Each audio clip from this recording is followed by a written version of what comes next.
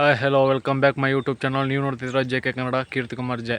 ಇವತ್ತು ಟಾಪಿಕ್ ಏನಪ್ಪ ಅಂತಂದರೆ ಅಡಿಕೆ ಅಡಿಕೆ ಹೊಸ್ದಾಗಿ ಅಡಿಕೆ ಗಿಡ ಅಡಿಕೆ ನೆಟ್ಟಿರೋಂಥ ರೈತರುಗಳು ಒಂದು ವರ್ಷದೊಳಗಡೆ ಬಾಳೆನ ತೆಗೆದೇ ಇದ್ದರೆ ಏನೆಲ್ಲ ಬಾಳೆಯಿಂದ ಪರಿಣಾಮಕಾರಿ ಆಗುತ್ತೆ ಅನ್ನೋದ್ರ ಬಗ್ಗೆ ಈ ವಿಡಿಯೋನ ನಾನು ಇಲ್ಲಿ ಸಂಕ್ಷಿಪ್ತವಾಗಿ ವಿವರಿಸ್ತೀನಿ.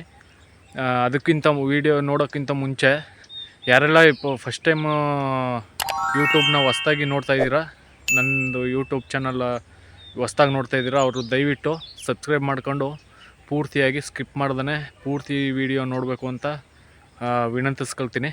ಬನ್ನಿ ಸ್ನೇಹಿತರೆ. ನೋಡ್ತಾ ಇದ್ದೀರೋ ಸ್ನೇಹಿತರೆ, ಇಲ್ಲಿ ನಮ್ಮದು 2 ವರ್ಷ 3 ತಿಂಗಳು ಅಡಿಕೆ ತೋಟದಲ್ಲಿ ನಾನು ಇವಾಗ ಇದ್ದೀನಿ. ಸ್ವಂತ ನಾನು ಬೇರೆ ತೋಟಕ್ಕೆ ಯಾವ ತೋಟದ ಕಡೆನೂ ಹೋಗಿಲ್ಲ. ಯಾಕೆಂದರೆ ನಮ್ಮ ಅನುಭವಕ್ಕೆ ಬಂದದ್ದನ್ನು ನಾನು ವೀಡಿಯೋ ಹಾಕೋದು ನನ್ನ ಅಭ್ಯಾಸ. ಇಲ್ಲಿ ನೋಡ್ತಾ ಇದ್ದೀರಾ, ಈಗ ಝೂಮ್ ಮಾಡಿ ತೋರಿಸ್ತೀನಿ ನೋಡಿ. ಅಲ್ಲಿ ತುಂಬಾ ಜಾಸ್ತಿ ಎತ್ತರ ಬೆಳೆದಿದೆ, ಬಾಳೆನೂ ಬೆಳೆದಿದೆ, ಹಂಗೆ ಇದು ಇಲ್ಲೇ ಈ ಕಡೆ ಭಾಗದಲ್ಲಿ ನೋಡಿ, ಈ ಕೆಳಗಡೆ ಮುಖ ಆದಂಗೆ ಬಿಸಿಲು ಬೀಳೋದ್ರಿಂದ ಬೆಳವಣಿಗೆ ಬಂದಿಲ್ಲ. ಅದಕ್ಕೂ ಇದಕ್ಕೂ ಏನು ವ್ಯತ್ಯಾಸ ಅಂತ ನಾನು ನಿಮಗೆ ತೋರಿಸ್ತೀನಿ. ಬನ್ನಿ ಸ್ನೇಹಿತರೆ, ನೋಡೋಣ. ನೋಡಿ, ಇಲ್ಲಿ ನೀವು ನೋಡ್ತಾ ಇರ್ಬೋದು, ಇಲ್ಲಿ ತುಂಬಾ ಬೈಲಾಗಿ ಕಂಡುಬರುತ್ತೆ. ಇಲ್ಲಿ ಈ ಕಡೆ ಭಾಗದಲ್ಲೆಲ್ಲ ಬೈಲಾಗಿ ಕಂಡುಬರುತ್ತೆ. ಈ ಕಡೆ ನೋಡ್ತಿರ್ಬೋದು ನೀವು, ಈ ಕಡೆ ಇಲ್ಲಿ ಒಂದು ಅಡಿಕೆ ಗಿಡ ತೋರಿಸ್ತಾ ಇದ್ದೀನಿ. ತುಂಬಾ ಚೆನ್ನಾಗಿ ಬಂದಿದೆ. ಅದು ಏನಾಗಿದೆ ಅಂತ ತೋರಿಸ್ತೀನಿ ನಿಮಗೆ. ಒಂದು ನಿಮಿಷ. ಇಲ್ಲಿ ನೋಡಿ ಸ್ನೇಹಿತರೆ, ಈ ಗೇಣುಗಳು ನೋಡಿ ಇಲ್ಲಿ ಕಾಣಿಸ್ತಿರ್ಬೋದು. ಗೇಣು ಅರ್ಧ ಇಂಚಿಗೆ ಮಾತ್ರ ಇಷ್ಟಿಷ್ಟಕ್ಕೆ ಬಂದಿದೆ ನೋಡಿ, ಕಾಣಿಸ್ತಿರ್ಬೋದು ನೋಡಿ. ಇಷ್ಟಕ್ಕೆ ಮಾತ್ರ ಬಂದಿದೆ. ಅಲ್ಲಿ ನೀಟಾಗಿ, ಯಾಕೆ ಅಂತಂದರೆ ಬಿಸಿಲು ಗಾಳಿ ಬೆಳಕು ನೀರು ಚೆನ್ನಾಗಿ ಆಡೋದ್ರಿಂದ ಇದು ನೀಟಾಗಿ ಕಂಬ ಆರೋಗ್ಯದಿಂದವಾಗಿ ಬರ್ತಾ ಇದೆ. ಇನ್ನು ನೀವು ಆ ಕಡೆ ಭಾಗದಲ್ಲಿ ಹೋದರೆ ಅಲ್ಲಿ ಬಾಳೆ ತುಂಬಾ ನೆರಳು ಥರ ಬೆಳೆದಿದೆ. ಯಾವ ಥರ ನೆರಳು ಥರ ತುಂಬಾ ಹೈಟ್ ಹೋಗಿದೆ. ಬಟ್ ಗೇಣುಗಳು ತುಂಬ ಉದ್ದ ಬಂದಿದೆ. ಇಲ್ಲಿ ಈ ಕಡೆ ಬಿಸಿಲು ಬೀಳೋ ಭಾಗದಲ್ಲಿ ಯಾವುದೇ ಅಡಿಕೆ ಗಿಡ ನೋಡ್ಬೋದು ನೀವು. ಗೇಣುಗಳು ತುಂಬ ಚಿಕ್ಕದಾಗಿ ನೀಟಾಗಿ ಬರ್ತಾ ಇದೆ. ಇಲ್ಲಿ ಈಗ ಏನಪ್ಪ ಇದು ಯೆಲ್ಲೋ ಕಲರ್, ಒಂದೊಂದು ಗಿಡ ಯೆಲ್ಲೋ ಕಲರ್ ಕಾಣಿಸ್ತಾ ಇದೆಯಲ್ಲ ಅಂತ ಅಂದರೆ, ಇದು ಬೇಸಿಗೆ ಆಗಿರೋ ಈ ಟೈಮು ಬೇಸಿಗೆಗಳಾಗಿರೋದ್ರಿಂದ ಎಲ್ಲ ನಮ್ಮದೇ ತೋಟದಂತಲ್ಲ, ಬೇರೆ ತೋಟಗಳಲ್ಲೂ ಸ್ವಲ್ಪ ಯೆಲ್ಲೋ ಕಲರು ಬಂದೇ ಬರುತ್ತೆ. ಯಾಕೆ ಅಂತಂದರೆ ಮಾರ್ಚ್ ಹಿಂಗೆ ಮುಂಗಾರು ಸ್ಟಾರ್ಟ್ ಆಗೋ ತನಕನೂ ಈ ಯೆಲ್ಲೋ ಅನ್ನೋದು ಒಂದು ಸ್ವಲ್ಪ ಇರುತ್ತೆ. ಹಂಗೆ ಅಂದ್ಬಿಟ್ಟು ನಾವು ನೆಗ್ಲೆಕ್ಟೆನ್ಸಿ ಮಾಡ್ತಾಯಿಲ್ಲ. 3 ದಿನಕ್ಕೆ ಒಂದ್ಸಲ ಪಕ್ಕ ಇಲ್ಲಿಗೆ ನೀರು ಬಿಟ್ಟೇ ಬಿಡ್ತೀವಿ. ಬೇಸಿಗೆಗಾಲದಲ್ಲಿ ಯಥೇಚ್ಛವಾಗಿ ನೀರು ಕೊಡೋದ್ರಿಂದ ತುಂಬಾ ನೀಟಾಗಿ ಬರ್ತೈತೆ. ನೀವು ನೋಡ್ತಿರ್ಬೋದು, ಗೇಣುಗಳು ನೋಡಿ, ಅಲ್ಲಿ ಕರೆಕ್ಟಾಗಿ ಕಾಣಿಸ್ಲಿಲ್ಲ. ಗೇಣು ನೋಡಿ, ಬಿಸಿಲು ಬೀಳೋ ಜಾಗದಲ್ಲಿ ಬಿಸಿಲು ಗಾಳಿ ನೀರು ಬೆಳಕು ನೀಟಾಗಿ ಸರಾಗವಾಗಿ ಆಡತ್ತವೋ. ಇಲ್ಲಿ ನೋಡಿ, ಗೇಣುಗಳು ನೋಡಿ ಎಷ್ಟು ನೀಟಾಗಿ, ಎಷ್ಟು ಸ್ವಚ್ಛವಾಗಿ ನೀಟಾಗಿ ಬಂದೈತೆ. ಇಲ್ಲಿ ನೋಡಿ, ಇಷ್ಟೇ ಅರ್ಧ ಗೇಣು. ಈ ಥರ ಗೇಣು ಬರೋದ್ರಿಂದ ಏನು ನಮಗೆ ಉಪಯೋಗ ಆಗುತ್ತೆ ಅಂತಂದರೆ, ನಮಗೆ ಮುಂದೆ ಇನ್ನು ಇವಾಗ 2 ವರ್ಷ 3 ತಿಂಗಳು ಸೊಸಿ ಆಗಿದೆ. 2 ವರ್ಷ 3 ತಿಂಗಳು ಆಗಿರೋದ್ರಿಂದ ಇನ್ನು ಈ ಭಾಗದಲ್ಲಿ ಇರೋಂಥವು ಫಸಲು ಬರುತ್ತೆ. ಆ ಫಸಲು ಬರೋ ಮುಂಭಾಗದಲ್ಲಿ ಬರೋ ಟೈಮಲ್ಲಿ ಇಳುವರಿ ಚೆನ್ನಾಗಿ ಕಚ್ಚುತ್ತೆ. ಈ ಗೇಣುಗಳು ಉದ್ದುದ್ದಾಗ್ಬಿಟ್ರೆ ಅದು ಸುಮ್ಮನೆ ನೆಟ್ಟಿಗೆ ಬೆಳ್ಕೊಂಡು ಹೋಗುತ್ತೆ. ಈಗ ನಿಮಗೆ ತೋರಿಸ್ತೀನಿ ಸ್ನೇಹಿತರೆ, ನಾನು ಇಲ್ಲೊಂದು ಬಾಳೆ ತುಂಬ ಯಥೇಚ್ಛವಾಗಿ ಬೆಳೆದಿರೋ ಸೈಡನ್ನು ತೋರಿಸ್ತೀನಿ ನಿಮಗೆ. ಇಲ್ಲಿ ಸೆತ್ತೆ ಇದೆ. ನಾವು ಸೆತ್ತೆ ಇರೋದ್ರಿಂದ ನಾವು ಏನು ತಲೆ ಕೆಡಿಸ್ಕೊಂಡಿಲ್ಲ. ಸೆತ್ತೆ ಇದ್ದರೆ ತುಂಬ ಒಳ್ಳೆಯದು. ನಾವೇನು ಇವಾಗ ಕರೆಕ್ಟಾಗಿ ಕ್ಲೀನ್ ಮಾಡೋಕೆ ನಿಂತ್ಕೊಂಡ್ರೆ ಒಂದು ವಾರದೊಳಗಡೆ ಕ್ಲೀನ್ ಮಾಡ್ಬೋದು. ಈಗ ಬೇಸಿಗೆ ಟೈಮ್ ಆಗಿರೋದ್ರಿಂದ ನಾವೇ ಬೇಡ ಅಂತ ಸುಮ್ಮನೆ ಇದ್ದೀವಿ. ಮುಂಗಾರು ಇನ್ನೇನೊಂದು ಮುಂಗಾರು ಹತ್ತತ್ರ ನಾವು ಕ್ಲೀನ್ ಮಾಡಿಸ್ತೀವಿ. ನಾನು ಇದಕ್ಕಿಂತ ಮುಂಚೆನೇ ಒಂದು ವಿಡಿಯೋ ಮಾಡಿದ್ದೆ. ಕ್ಲೀನ್ ಮಾಡೋ ಅಂಥದ್ದು.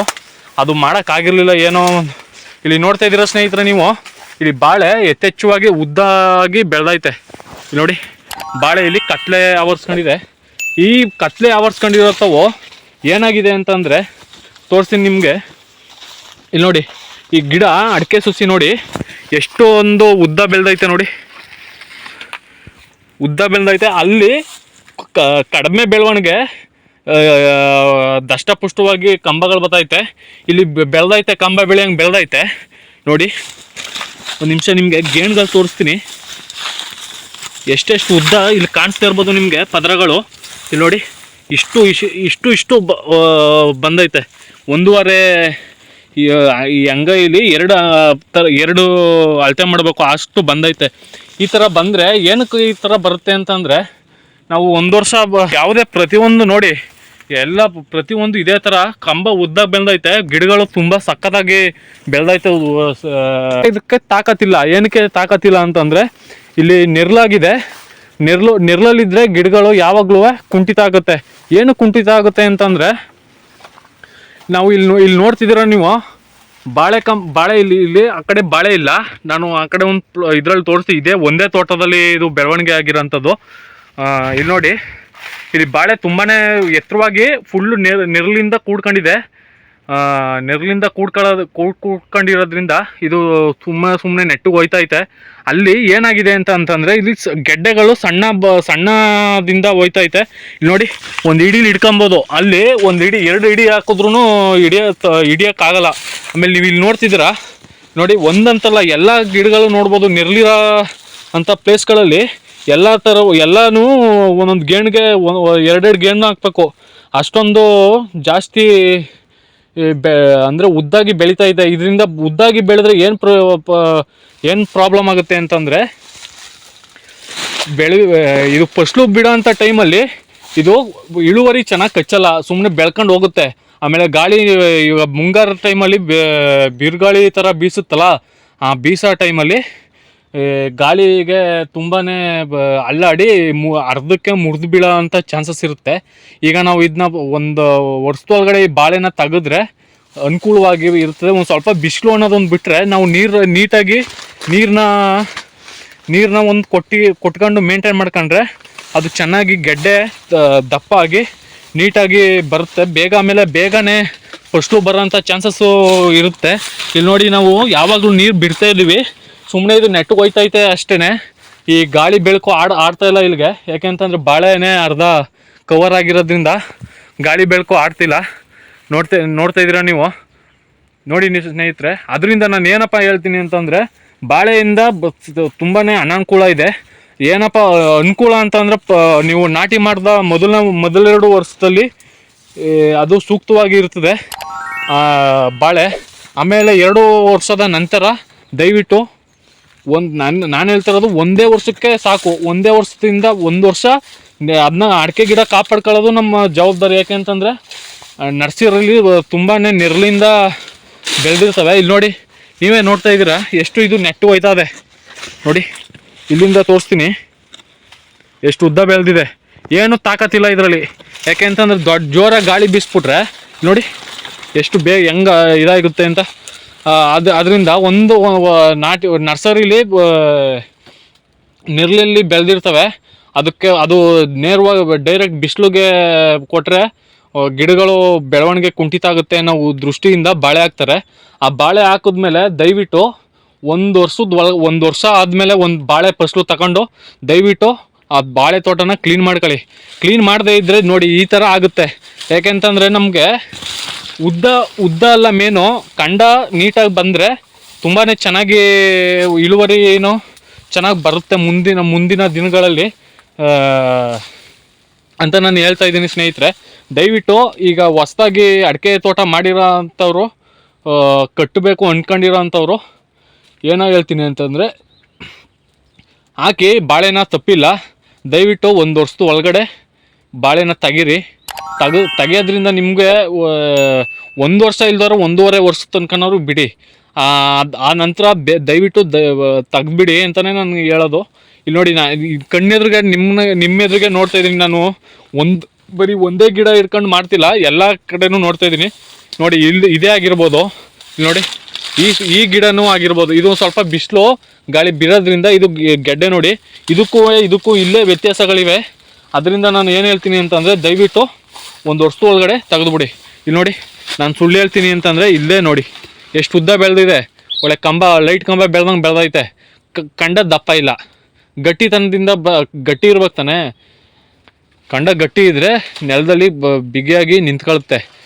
ಇದೆಲ್ಲ ನೋಡಿಬೇಕಾದ್ರೆ ನಾನು ಸುಳ್ಳು ಹೇಳ್ತೀನಿ ಅಂತಂದರೆ ಇಲ್ಲೇ ನೋಡಿ, ಒಂದು ಗಿಡ ಅಲ್ಲ, ಪ್ರತಿ ಗಿಡನೂ ಇದೇ ಥರ ಬೆಳೆದೈತೆ. ಅದು ಕಾಂಡ ದಪ್ಪನೇ ಇಲ್ಲ, ಪೂರ್ತಿ ಸಣ್ಣದಿಂದ ಕೂಡಿದೆ. ಇಲ್ಲಿ ನೋಡಿ, ಒಂದು ಸ್ವಲ್ಪನಾದ್ರು ದಪ್ಪ ಇದೆಯಾ? ಅದೇ ನೀವು ಆ ಕಡೆ ಭಾಗದಲ್ಲಿ ನೋಡಿದ್ರೆ ನೀವು ನಂಬಲ್ಲ ಸ್ನೇಹಿತರೆ. ನಾನು ಯಾವಾಗಲೂ ತಿಳ್ಕೊಂಡೆ ಮಾತಾಡೋದು, ತಿಳಿದಾನೆ ನಾನು ಬೇರೆಯವ್ರ ತೋಟಕ್ಕೆ ಹೋಗ್ಬಿಟ್ಟು ಹಂಗೆ ಹಿಂಗೆ ಅಂತ ಹೇಳಲ್ಲ.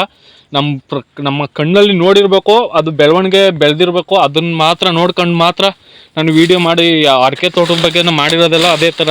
ನೋಡಿ ಇಲ್ಲಿ ಇದು ಅಷ್ಟೇ, ಕಂಬ ಬೆಳೆದಂಗೆ ಬೆಳೆದೈತೆ. ಇಲ್ಲಿ ಸ್ವಲ್ಪ ಗಾಳಿ ಬಿಸಿಲು ಆಗಿರೋದ್ರಿಂದ, ಸ್ವಲ್ಪ ಗಾಳಿ ಆಡೋದ್ರಿಂದ ನೋಡಿ ಕಂಬ ಸ್ವಲ್ಪ ಚೆನ್ನಾಗಿ ಬತ್ತೈತೆ.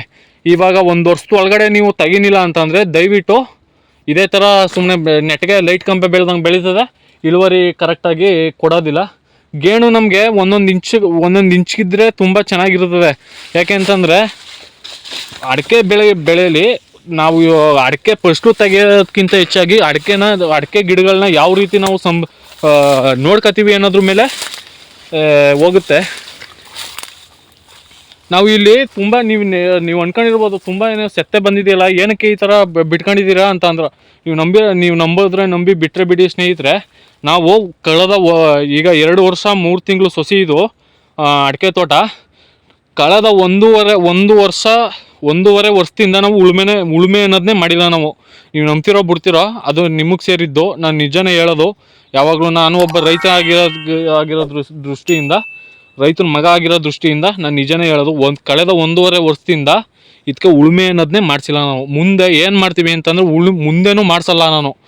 ಏನಪ್ಪ ಅಂದರೆ ಇದನ್ನ ನೀಟಾಗಿ ಮುಂಗಾರು ಟೈಮಲ್ಲಿ ಇನ್ನೇನೋ ಮಳೆ ಬೀಳೋದು ಇನ್ನೊಂದು ತಿಂಗಳು ಅಂತ ಅಂದಂಗೆ ಈ ಬಾಳೆ ಎಲ್ಲನೂ ಕ್ಲೀನಾಗಿ ಕಟ್ ಮಾಡಿಬಿಟ್ಟು ಬ್ರಷ್ ಕಟ್ಟರಲ್ಲಿ ನೀಟಾಗಿ ಫಸ್ಟು ಸೆತ್ತೆ ಎಲ್ಲನೂ ಹೊಡೆದ್ಬಿಟ್ಟು ಆನಂತರ ನಾನು ಈ ಬಾಳೆ ಎಲ್ಲನೂ ತೆಗಿಸ್ತೀನಿ.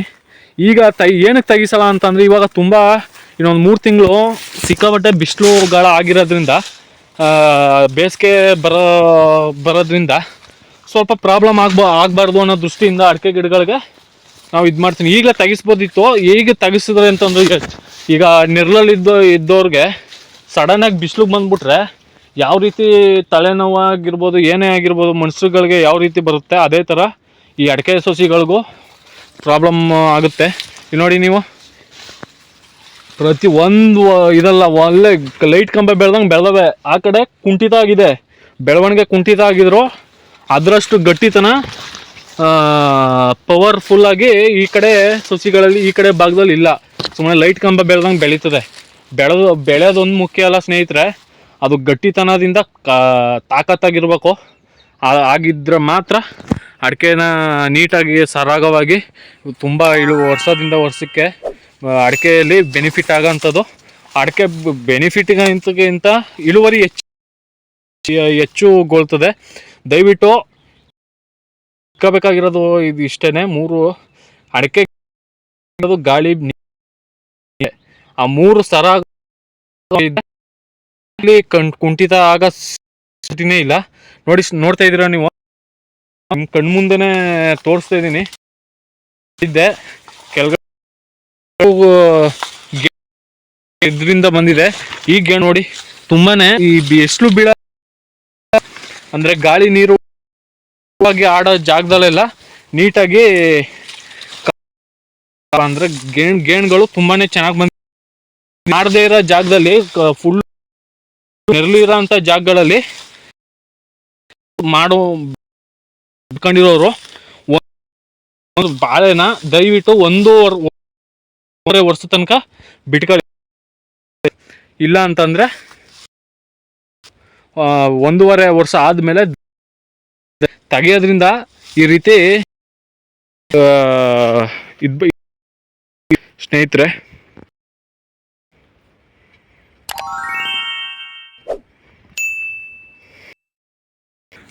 ಈ ಶೇರ್ ಮಾಡಿ, ಕಮೆಂಟ್ ಅಂತ